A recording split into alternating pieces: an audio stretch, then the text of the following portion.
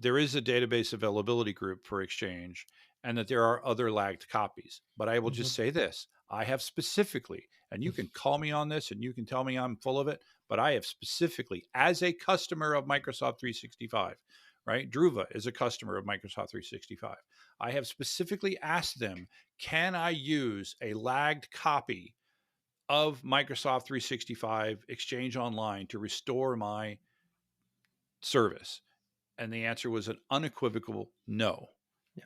Okay. Because like you So said, it's intended for the service availability, not for exactly, users to be able to exactly. restore their backup. So while this author of this article is talking about these lagged Mhm. copies again, that's the other thing that folks that are proponents and that understand 365, they often bring up lagged copies. Show me documentation that says that I'm allowed to use a lagged copy to restore my database, and I'll back off, because I have documentation directly from Microsoft that Yeah. says that I cannot use that copy. So Yeah. I I remember don't you see that called as into valid. support Yeah. and actually talked to someone. Yeah.